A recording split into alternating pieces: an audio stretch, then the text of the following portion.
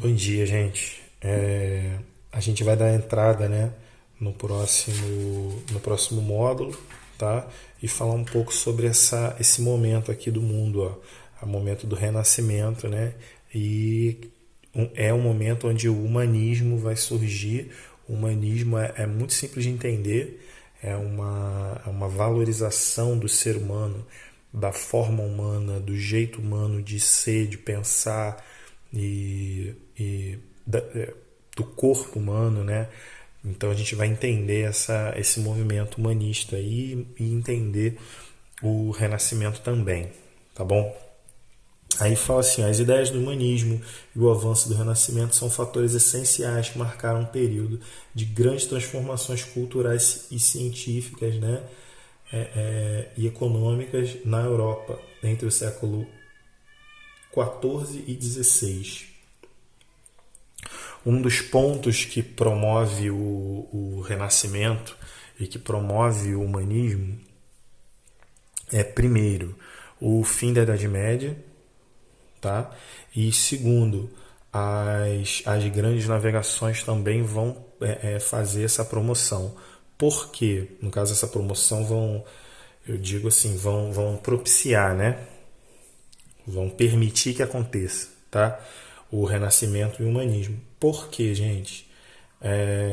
Durante as grandes navegações, o ser humano europeu, principalmente, vai conhecer muitos povos e vai conhecer uma pluralidade muito grande de coisas, né? de seres, enfim, de muita de existência, tá? Coisa que eles não tinham muito essa noção antes.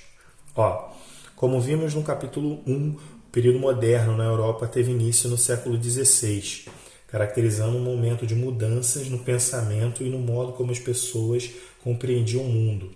Nesse contexto, os dogmas da Igreja Católica começaram a ser questionados por alguns estudiosos que mais tarde ficaram conhecidos como humanistas. Tá? A gente já falou um pouco disso, né?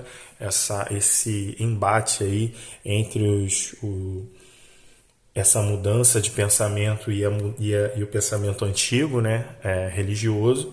Então a gente vai ter tudo isso agora nesse capítulo, sendo exposto de uma forma mais clara. Tá?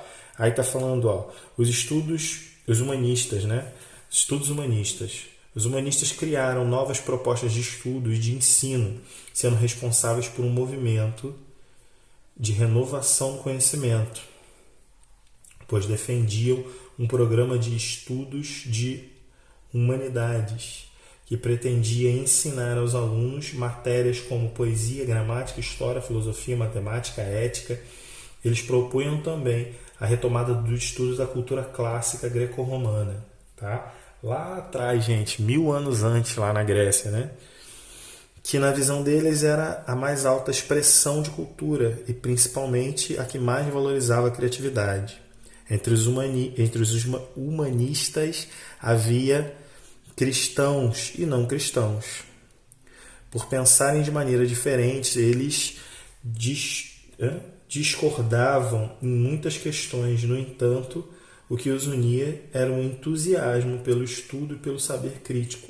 Eles concordavam que era importante o aprimoramento do conhecimento sobre os seres humanos e o desenvolvimento das capacidades individuais das pessoas e o respeito à liberdade de pensamento.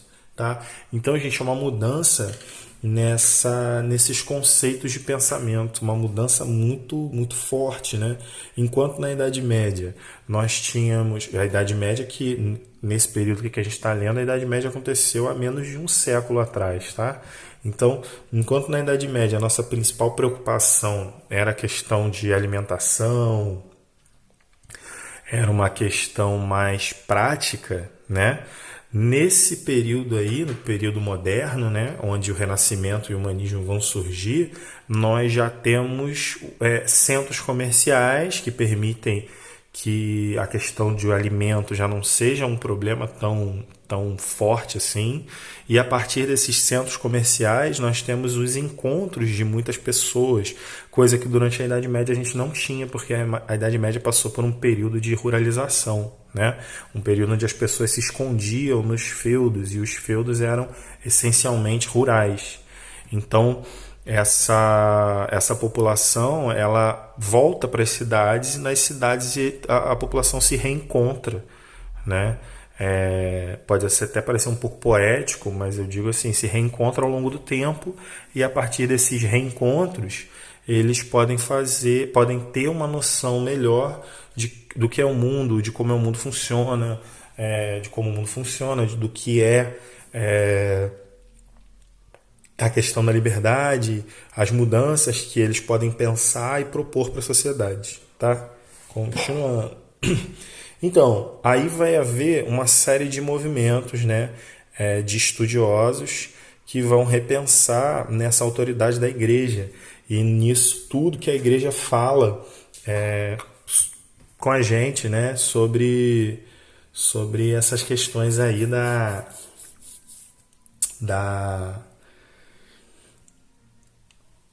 existência, tá? Vamos resumir assim.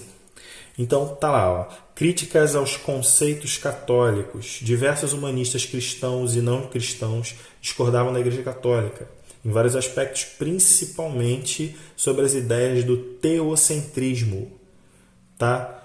Teocentrismo. Nós vamos ter o teo, que seria a ideia de igreja, né? Teologia, ok? Teocentrismo.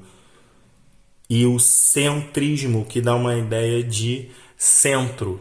Então seria a igreja ou a religião no centro, tá? Então, principalmente sobre as ideias teocentristas e geocentristas. Geo de terra, né, de planeta Terra, de geografia, o estudo do planeta Terra, né? Então, geocentrismo seria a Terra no centro da existência, tá? O centro das questões todas seria a Terra. Eles começam a defender o antropocentrismo, que seria, ao invés de Deus, seria nós, ao invés da gente ter as nossas ações com base somente no esperar em Deus, a gente começa a ter as nossas ações no fazer do homem, tá? Então o homem começa a fazer, o homem começa a agir. O nome disso é antropocentrismo, ok? E além disso, há estudos, né, relacionados aos astros e vão retirar essa ideia de geocentrismo, onde a Terra é o centro do universo e os astros giram em torno, né? Mais ou menos como os terraplanistas acreditam.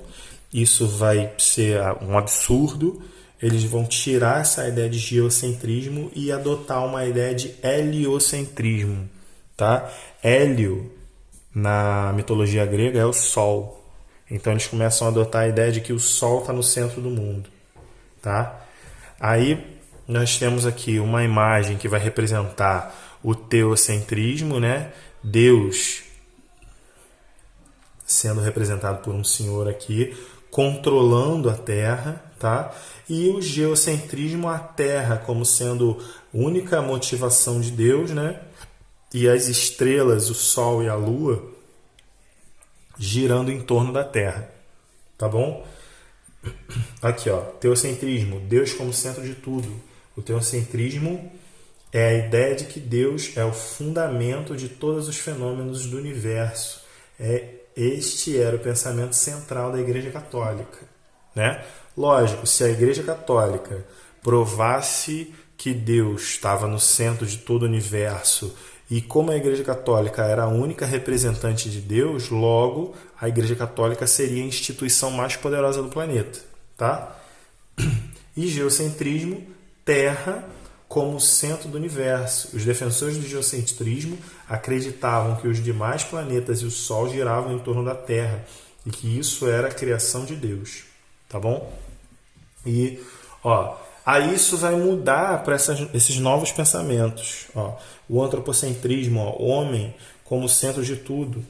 O antropocentrismo é a ideia de que o ser humano é o centro dos fenômenos do universo. Os humanistas defendiam que as pessoas tinham capacidade de compreender Deus e o universo usando a razão, tá? é uma ideia de compreensão, gente. Não estou falando que a sociedade nessa época não acreditava em Deus, mas eu estou falando que antes, se eu queria a cura para uma doença, eu sentava e rezava, ok? A partir do antropocentrismo, o homem começa a pensar, calma aí, existem pessoas que podem ter sido enviadas por Deus, mas que elas estudaram para me dizer o tipo de doença que eu tenho.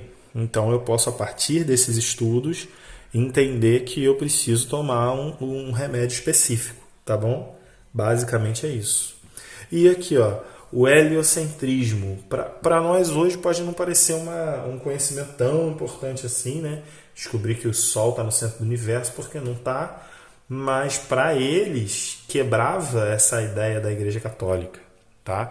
Quebrava esses paradigmas aqui da Igreja Católica, e se a Terra não estava no centro do universo e era o Sol, quer dizer que a gente não era tão importante assim.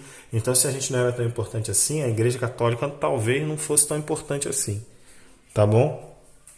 Além disso, mostrava que a Igreja Católica estava errada.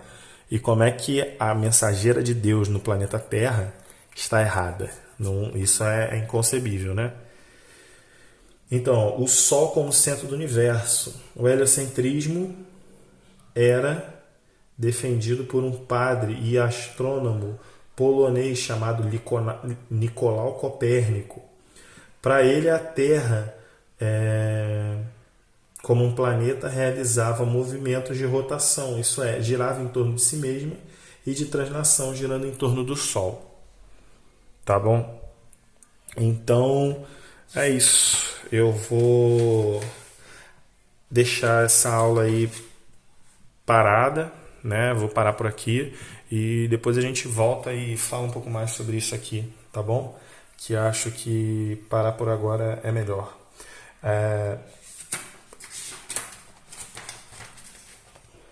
A página seguinte tem umas invenções de Leonardo da Vinci.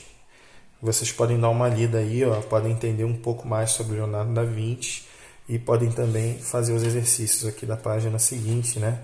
A gente vai voltar depois falando sobre o Renascimento, não é isso? A gente vai voltar depois falando sobre o Renascimento e é um momento muito, muito interessante da humanidade também. Tá ok? Valeu, gente. Até mais.